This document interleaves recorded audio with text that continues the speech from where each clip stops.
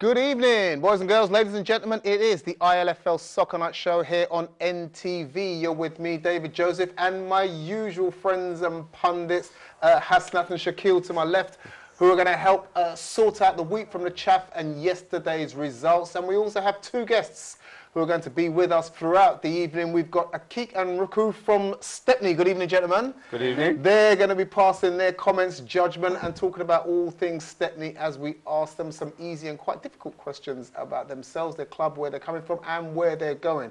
But first, we've got to catch up with all of our results from yesterday and again this week. Unfortunately, we don't have any highlights for you, but we can talk about what has happened just the same. One of the first fixtures we need to tidy up is the remaining fixture in the League Cup programme, and that was a game between Weavers and Leytonstone. That fixture was delayed because one of those teams were taking part in the London Cup, but Weavers and Leytonstone got together, and maybe Weavers shouldn't have bothered because they managed to leak 8 goals against Leytonstone. So well done to you, Leytonstone. You're through to the next round of the Cup. And we're going to do the League Cup draw. I think we might even have that next week. So then we can complete all of our teams, do the draw, and the next round of the League Cup will take place in a couple of weeks' time. We'll give you more details on that next week. But first, as we said, let's look at the results from yesterday. And in the Premier Division, there were 3 fixtures here that we're going to show you on screen now. They were, Bromley went down by 3 goals to 1 against West End. London Tigers, by the same result, beat Beaumont 3 goals to 1. And Sire, still looking for that win.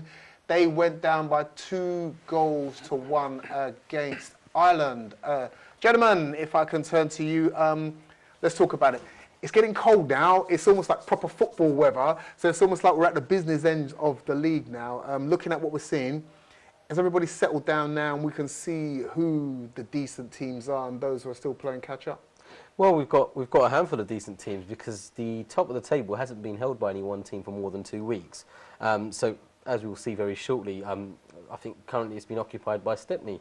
So last week it was Bromley. The week before that it was Beaumont, and the week before that was Tigers, if I've got that right. So it's been different all the time. And this time round, we've got West End and London Tigers, equal points, 14 points each, but West End are there on goal difference, and they've not really been shaken at the top. They're just taking apart everybody who comes their way.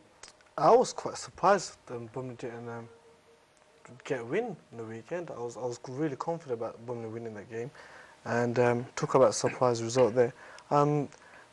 I think West End need to be tested. Stepney got a good chance when they play them.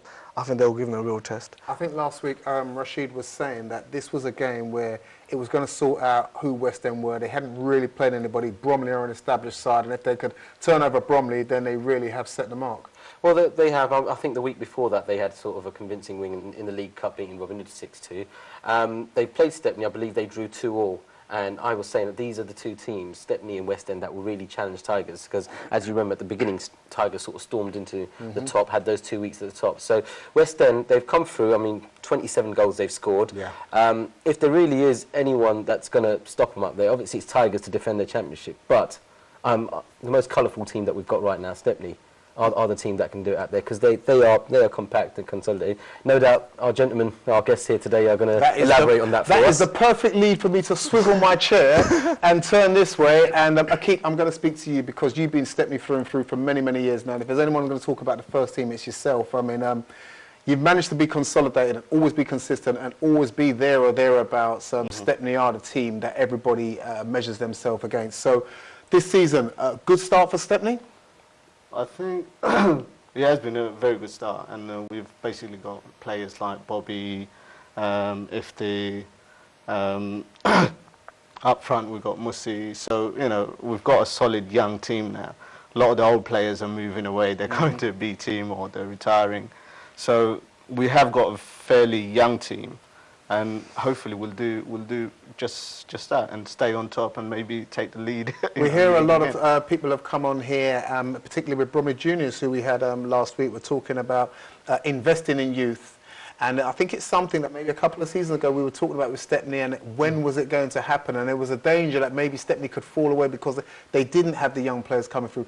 With the emergence of the B team last season and some of those players getting the experience, it's come at a good time for Stepney now, hasn't it? Definitely. The player, one of the players who has come through from the academy is the likes of Imran and Ripon, and they're doing extremely well. Imran up front, who scored a blinding goal, was it last week or the week before? Week before. Yeah, he just came in and he done his job and he was off. And at defence, Ripon's just doing the business. And again, it's the young players now. There isn't any of the old. I mean, they are there. You can't get rid of Mufi. He'll always be there. Mufi is always there. He's always improving. One. So yeah, we'll go strength to strength, and we have introduced a lot of young players now, and hopefully we'll keep it up, and hopefully the players will do well and keep fit. Let's see what happens. 3 teams are unbeaten in that Premier Division, West End Tigers and Stepney, and we're all looking forward to the fixtures between those 3 teams. That will give us a lot to talk about in that division. Moving on into the First Division now, let's have a look at the results from yesterday in the First Division. Bromley Juniors went down by 5 goals to 1 against Bow, not offering much resistance there. Burdett and Stepney B, well done to the B team, who beat Burdett by 5 goals to 2. We're going to be speaking to Ruko about that in a little while. And Reach Out maintain their dominance. The Reach Out machine keeps on moving onwards and upwards. A demolition of St Catherine's by 5 goals to 0. So, Ruko, let me turn to you. First, I'm going to say to you, you played a number of teams now in the First Division. You've played 5 games, won 2, lost 3. Let's not talk about you guys finding your feet at the moment. Tell us about the teams around you in that First Division. You played 4 or 5 teams. Who were quite difficult? I would say the complete team there would probably be Reach Out. Defensively, midfield, attacking. They're a big bunch as well. Mm-hmm. So not an easy game, but we gave them a ride in the first game. They didn't see us coming, so that was You're looking forward to the return then? I am actually, yeah, I am. I don't ever believe one team's better than any other team. If you can keep it strong, organised, compact, there's obviously a better team, in terms of attributes of what other players may have, but it's up to them to break us, or it's up to us to break them. I hear you talking about keeping your team compact. Like I said, you played 5 games, mixed results. Is that because you're just trying to find a balance now between experienced senior players coming down and the young players coming the other way and emerging? Absolutely. I took charge of the under-16s before I took charge of the B team. So I've got a lot of under-16s who are now getting into the men's league. So it's important for them to get an understanding. Understand what it's like to play in big boys league now. Completely different game. Yeah, and then I've got Tariq and Shadubai, who are experienced guys. They're coming in and teaching the kids, and it's my first time managing them in the league as well, so I've got to find a balance. And yeah, it's taken probably 5 games, but I feel like we've got a good balance now. I know what my strong 11 is, I know what the boys are capable of, and yeah, it's going to be a long season, but it's going to be a good one. Guys, we spoke about Stepney B and how it really was a learning curve for them last season, but they've established themselves now in the First Division, and it bodes well for Stepney. And how ominous is that for the other teams now who, there are some senior teams who have, a B team and a B side, but Stepney are looking strong again all the way through from top to bottom? Well, I'm going to continue to sing the praises on these guys because they've got the structure right.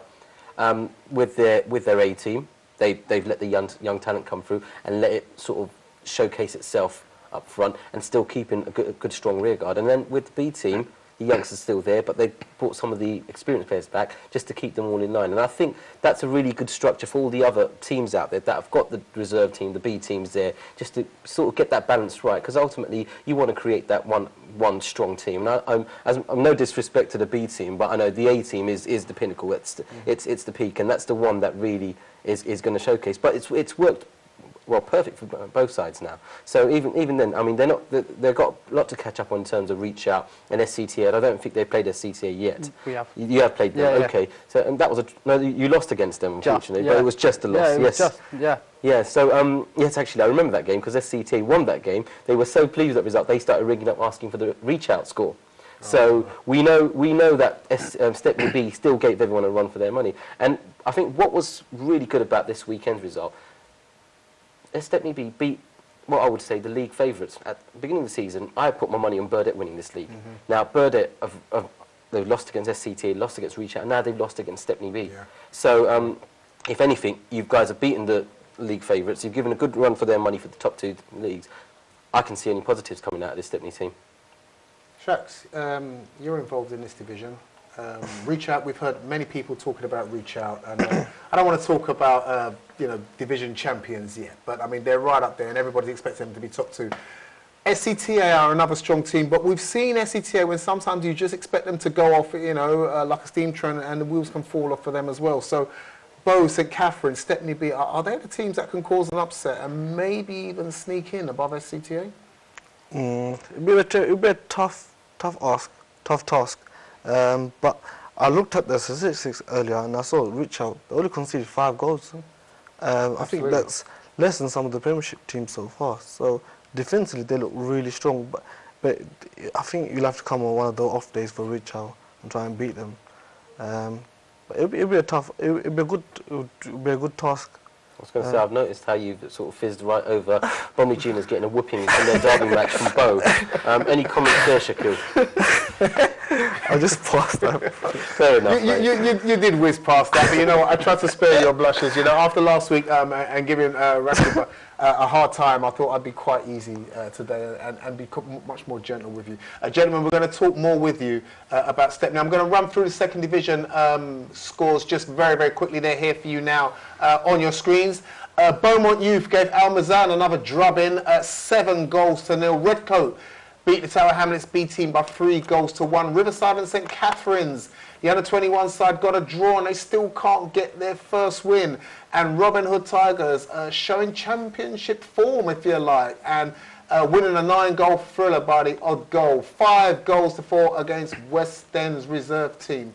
We've got to take a break, but we're going to come back. We're going to talk some more. We're going to talk more things Stepney. We're going to talk more things about the ILFL League, and we're going to talk more about the football that you love and enjoy. More here on the ILFL Soccer Night Show. We'll be back after this short break.